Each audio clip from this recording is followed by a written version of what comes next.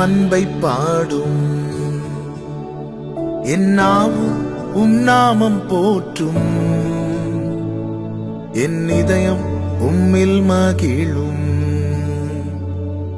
எனக்கென்றும் நீர் போதும். இயேசு கிறிஸ்துவின் இனிய நாமத்தினாலே உங்களுக்கு என் அன்பின் வாழ்த்துக்கள். கர்த்தர் உங்களை ஆசீர்வதித்து பாதுகாப்பாராக. யோவான் சுவிசேஷம் 13வது அதிகாரம் 31வது வசனம்.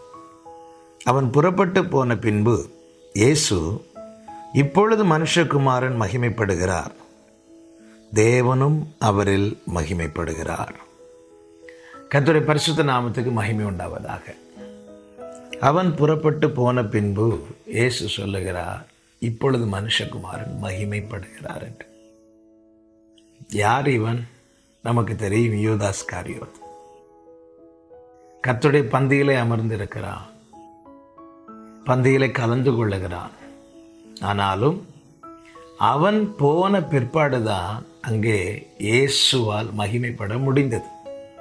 அவன் புறப்பட்டு போன பின்பு இயேசு சொல்லுகிறார், இப்பொழுது. எப்பொழுது? யூதாஸ் வெளியே போன பிறகு இப்பொழுது மனுஷகுமாரன் மகிமைப்படுகிறார் என கேட்கிற அன்பு சகோதரா, சகோதரி, நம் ஆண்டவராகிய இயேசு கிறிஸ்து மகிமைப்படுவதற்கு எவ்விதத்திலும் நாம் தடையாயிராதபடிக்கு காணப்பட வேண்டும். ஒரு கூட்டத்தில் இருக்கும்போது யார் அந்த யூதாஸ் என்று தேடுவதை விட, நான் அந்த யூதாஸா இருந்துவிடக் கூடாது என்கிற உணர்வோடும் பயத்தோடும் காணப்பட வேண்டியது மிக மிக அவசியமாயிருக்கிறது. இங்கே ஆண்டவராகிய இயேசு கிறிஸ்து சொல்லுகிறார், உங்களில் ஒருவன் என்னை காட்டி கொடுக்க போகிறான் என்று. சீஷர்களுக்குள்ளே நீங்கள் பார்த்தீங்கன்னா தெரியும், எல்லாரும் அவரிடத்தில் கேட்கிறார்கள், நானோ இப்படிதான் கேட்டார்கள் என்று இவனா இவனா என்று கேட்கவில்லை. நாம் பல நேரங்களில் நம்மை பார்ப்பதே கிடையாது. நாம் நம்மை அறிந்து கொள்ள வேண்டியது அவசியமாக இருக்கிறது.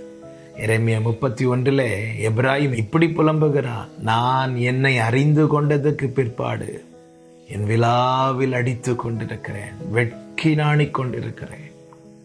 என்னால் தேவன் மகிமைப்பட முடிகிறதா என்பதை சிந்திக்க வேண்டியது அவசியமாக இருக்கிறது.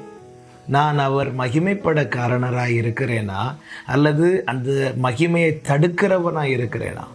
எவ்விதத்திலும் யூதாசா இராதபடிக்கு தேவ பிள்ளைகள் கவனத்தோடு, நம் வீட்டில் இயேசு மகிமைப்பட வேண்டும், நம் சபையில் இயேசு மகிமைப்பட வேண்டும், நாம் போய் இருக்கிற இடத்துல இயேசு மகிமைப்பட வேண்டும்.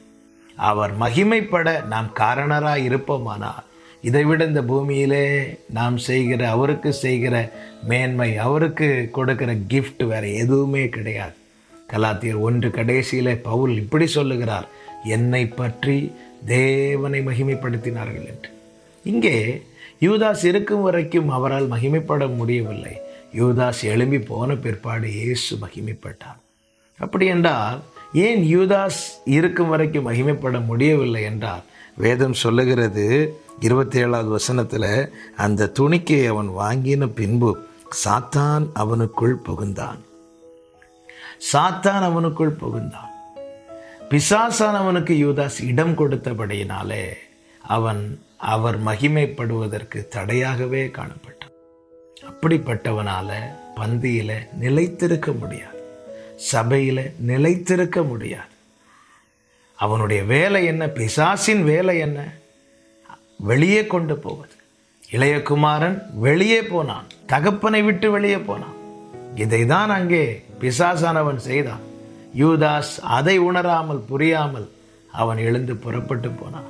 இத்தனைக்கும் காரணம் என்னவென்று கேட்டால், அவன் ஆசைப்பட்ட அந்த 30 வெள்ளிக்காசு. என்னை கேட்குற ஒவ்வொருவருக்கும் சொல்லுகிறேன், நமக்குள்ளே அநேக காரியங்கள் மேல் ஆசைகள், விருப்பங்கள் வருகிறது. ஆனால் அந்த ஆசைகள் பிசாசு நமக்குள்ளே பிரவேசிப்பதற்கு வாசலாய் அமையாதபடிக்கு ஜாக்கிரதையாக இருக்க வேண்டியது அவசியம். எனவே தான் ஆண்டவர் ஜெபிக்கும் போது சித்தத்தை முன்வைத்து ஜெபிக்க சொல்லி கொடுத்திருக்கிறார்.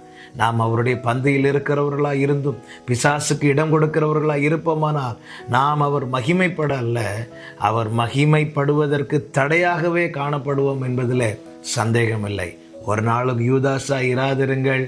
ஆமென். தேவன் மகிமைப்படுவதற்கு பாத்திரவான்களாய் காணப்பட தேவன் நம் ஒவ்வொருவருக்கும் அனுக்கிரகம் செய்வாராக. மகிமையை தடுக்காதபடிக்கு பிசாசுக்கு இடம் கொடாதிருப்போம். கர்த்தரை மாத்திரம் பற்றி கொண்டிருப்போம். சித்தத்துக்கு முழுவதுமாய் ஒப்பு கொடுப்போம். நாம் இருக்கிற இடத்துல இயேசு மகிமைப்படுவாராக. செபிக்கலாமா? நல்ல தகப்பனே, இரக்கமுள்ள பிதாவே, யூதாசை போல ஒருபோதும் நாங்கள் மகிமைக்கு தடையாயிராதபடிக்கு, பவுலை போல நீர் மகிமைப்பட ஆண்டவரே, நாங்கள் ஆண்டவரே காணப்பட கர்த்தர் எங்களுக்கு அனுக்கிரகம் செய்யும்படி செபிக்கிறோம். இந்த உணர்வுள்ள இருதயத்தை நீர் எப்பொழுதும் தந்து எங்களை நடத்துவீராக. இயேசு கிறிஸ்துவின் நாமத்தில் பிதாவே, ஆமென்.